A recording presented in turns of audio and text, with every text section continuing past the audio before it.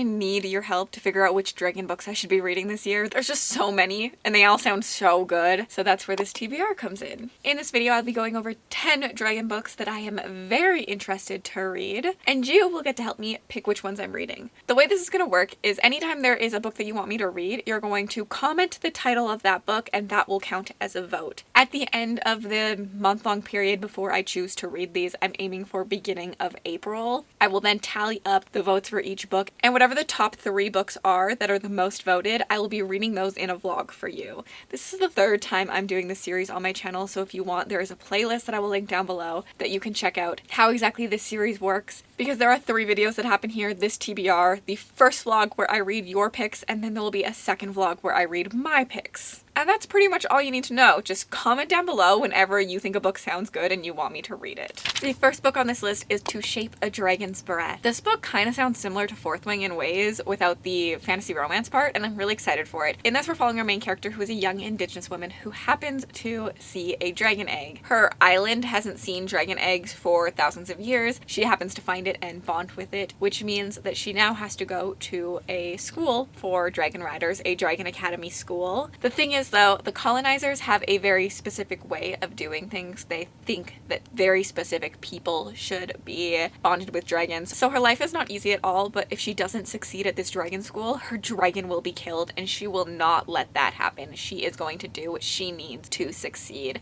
I think the themes in this story are going to be incredible. I'm actually really excited for this one, which I honestly am going to say about every single book on this list, but if you want me to read To Shape a Dragon's Breath, comment that one down below. The next book is When the Moon Hatched by Sarah A. Parker, and this is a fantasy romance that I've heard is full of banter, and I'm very intrigued by it. This one sounds so good in my opinion. This one follows a world where the creators did not expect the dragons to just go skyward at their end. They turned into like moons or stars within the sky, but they really never expected them to also then fall. Upon their fall, people are looking for moon shards, and we follow our main character as he does that. And then we also follow a female character who is a renowned bounty hunter, and she is put on a quest as well.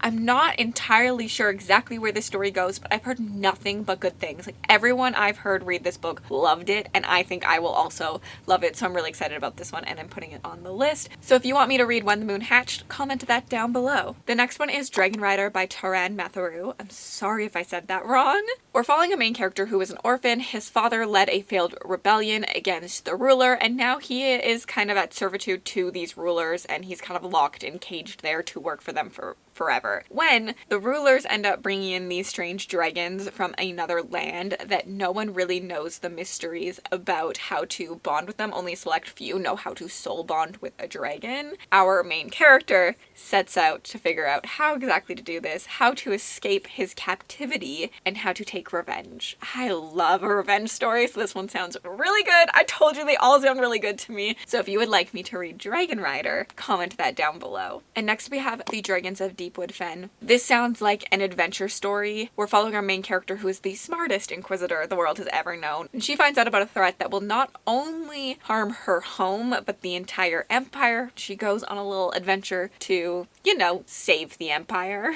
in which she meets a thief who is posing as a dragon singer, and she gets herself into a load of trouble. And now these two are branded as traitors. They escape on Dragonback, and they still need to save the empire together. Intrigued? Me too. Next up is The Pale Blade by Alec Hudson. I've read from this author before and really loved it. I loved The Umbral Storm by him, and I'm really excited about this one. On this one, we have a country who was conquered by the enemies that flew in on gigantic dragons. No one could beat them. No one was even willing to stand up to them because they had these scary dragons. However, there is a young girl in a distant village who is forged by fire, and she's unwilling to give up her home and her land, and she is willing to be that savior and stand up and fight for her home. The last line of the synopsis says, "Only she can defy the Empire of Flame and Fang." This one, honestly, I think just sounds interesting because I know Alec Hudson's world building, and I'm very intrigued to see what he has made in this one. He is really good with his world building.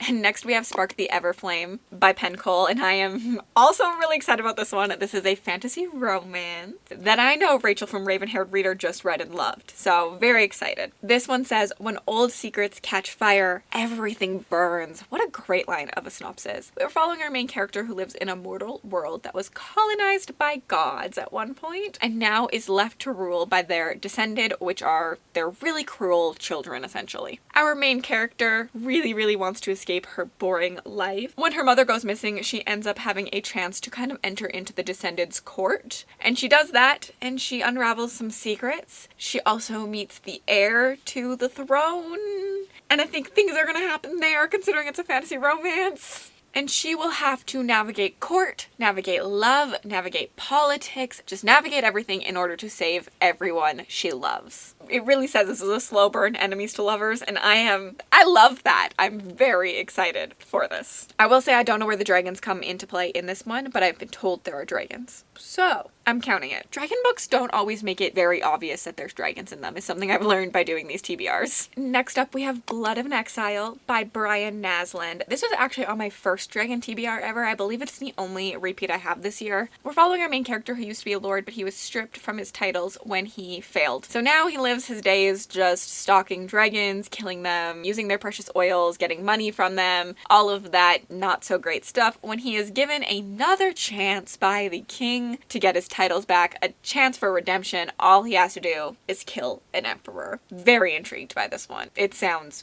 really good in my opinion. The synopsis also says the journey will take him across dragon-infested mountains, through a seedy criminal underworld, and into a forbidden city guarded by deadly technology. But the links of fate bind us all. That sounds so good. Ugh, so good. The next book on this list I actually own a copy of. We have The Return of the Knights by Gregory Contaxis. This one, we're following a world where the queen is about to be stormed by the most deadliest man. They think everything is over for their kingdom when a stranger shows up named Elliot, who says he is going to make it all better. He's going to somehow get an alliance between these two, and if he doesn't, the kingdom will fall. The back of this says Game of Thrones meets Greek mythology in this explosive epic fantasy story packed with war, medieval lore, magic, loyalty, and bravery, which sounds really good. I know there's mythical creatures. I know for a fact there is a wyvern.